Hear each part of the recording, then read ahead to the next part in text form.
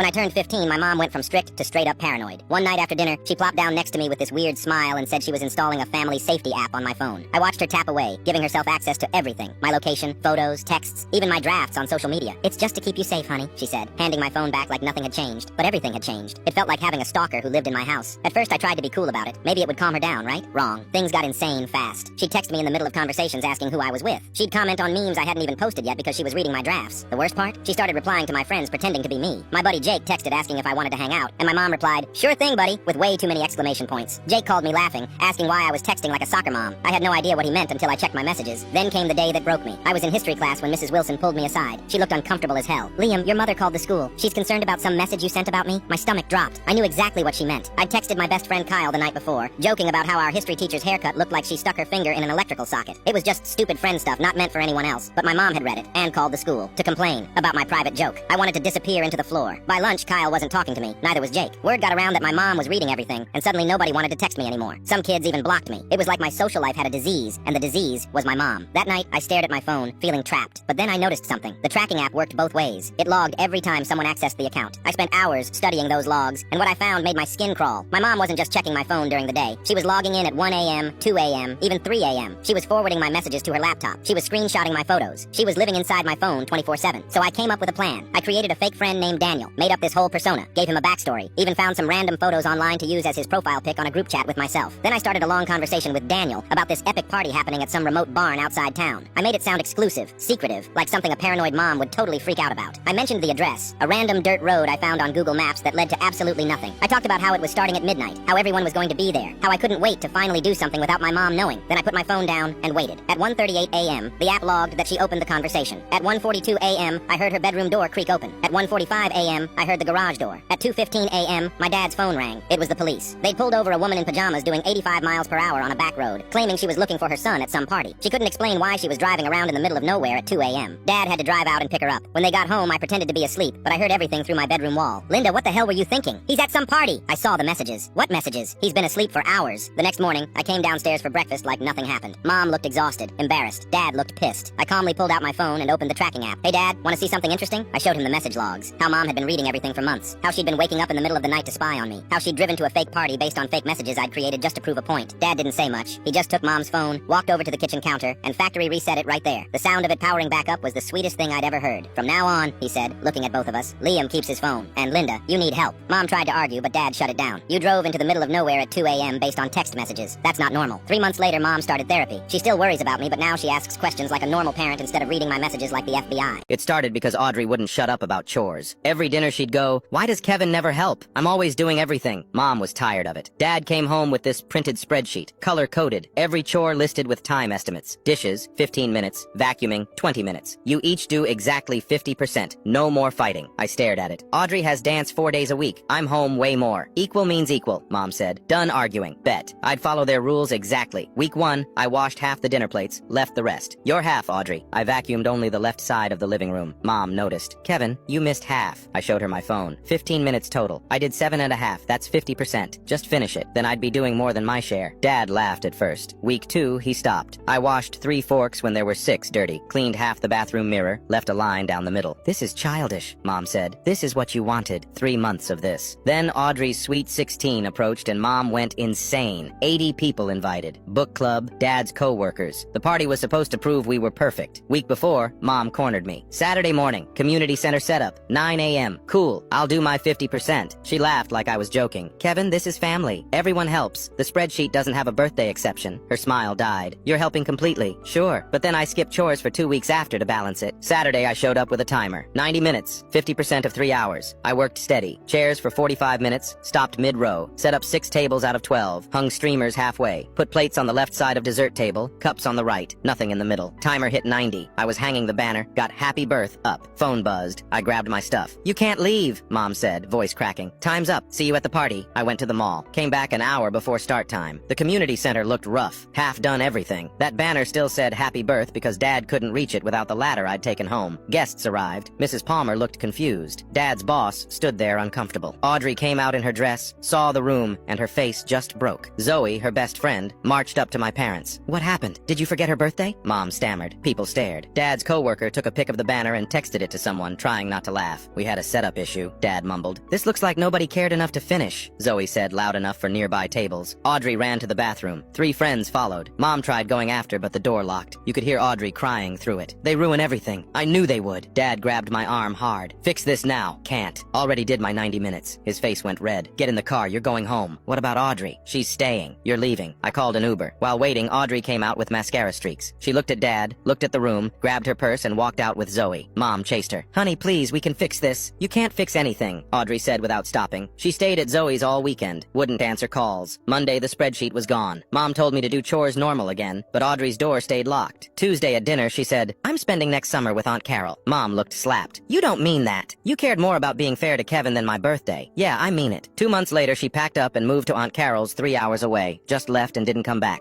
The oldest of 3 brothers, and for as long as I can remember, I have been the one who had to have his life together. My parents are great people, but they never had much money, so I started working when I was 15 to pay for my own clothes and my first car. I put myself through college and then spent 10 years working 80-hour weeks to build a small consulting firm from the ground up. I finally reached a point where I am comfortable, and I bought a nice house and a luxury car. My middle brother, Leo, is the exact opposite. He is 32 years old and still lives in our parents' basement. He has never had a job that lasted longer than 6 months because he says he is an artist and corporate life stifles his creativity. And my parents have enabled him his entire life because he is the baby and they think he is fragile. 2 months ago, Leo announced he was getting married to a girl he met at a festival 3 weeks prior. The wedding planning started immediately, and it was clear from the beginning that Leo and his fiancée had champagne taste on a tap water budget. They wanted a destination wedding in Italy with a 3-day open bar and a designer dress. When my dad told them they only had $5,000 to contribute, Leo laughed and said he already had a plan. That plan was me. At Sunday dinner, Leo stood up and made a toast to the best big brother in the world. He then told the entire family that I had agreed to cover the remaining $40,000 for the wedding as a gift to him. And I was sitting there with a fork halfway to my mouth, and I had never heard a single word about this. My parents started clapping, and my mom was crying, saying she knew I would do the right thing for the family. I put my fork down and told them right then that I never agreed to that. The room went silent. Leo looked at me with his pathetic pout and said that since I make more in a month than he makes in a year, it shouldn't be a big deal. He said that family is supposed to share the wealth and that it was my duty as the successful one to provide for the others. My dad pulled me aside and told me that I was being selfish and that I was ruining Leo's big day before it even started. For the last month, the pressure has been relentless. My mom calls me every day crying about how the venue will be lost if I don't send the deposit. Leo has been posting on Facebook about how money changes people and how some brothers forget where they came from. I even had his fiancée call me and scream that I was a dream killer. I tried to compromise. I offered to pay for the rehearsal dinner at a nice local restaurant, which would have cost about $3,000. Leo told me that was an insult, and that if I wasn't going to pay for the whole thing, I might as well not come at all. He said I was dead to him unless I wrote the check. Last week, I found out that Leo had actually gone behind my back and contacted a local caterer and told them I was his business partner and that I would be handling the billing. He tried to use my credit history to secure a line of credit for the wedding supplies. I only found out because the company called my office to verify my identity, and I reached my limit. I didn't just say no this time. I called the caterer and told them that Leo was a fraud and that I would be filing a police report for identity theft if they moved forward with him. Then I sent a group text to the entire extended family. I attached a screenshot of the credit application Leo tried to forge and a copy of the formal trespass warning I had my lawyer draft for my house. I told them all that since Leo said I was dead to him, I was going to act like a ghost. I canceled the flights I had booked for my parents, and I told them that since they supported Leo's theft, they could also support his wedding. The fallout has been massive. My parents are furious because they can't afford to fly to Italy on their own, and the wedding has been downgraded to a backyard potluck. My aunt called me a monster for choosing money over blood. I spent the wedding day on my boat with a few friends who actually pay their own bills. I checked my phone once and saw a photo of Leo getting married in our parents' backyard, looking absolutely miserable in a cheap suit. I put the phone back in my pocket and realized that for the first time in my life, I didn't feel responsible for his failure. If being the successful one means I have to be a bank for a thief, then I am perfectly happy being the villain of the family. I have always been the stable one in my family, and that usually means I am the one everyone comes to when they need money. My younger brother Leo is getting married in 3 months to a girl named Sarah who honestly seems way too good for him. Leo has never held a job for more than 6 months, and he has spent most of his 20s trying to become an influencer or a day trader while living off our parents. I am an engineer, and I have done well for myself, so when Leo got engaged, I offered to pay for the catering and the open bar as a wedding gift. It was going to cost me about $12,000, but I wanted to do something nice for him since our parents are retired and on a fixed income. My wife Maya has been incredibly supportive of this, even though she and Leo have never really clicked. Maya is a surgeon, and she is very direct, which Leo translates as her being stuck up. Last weekend, we had a family dinner at my parents' house to finalize some of the wedding details. Maya couldn't make it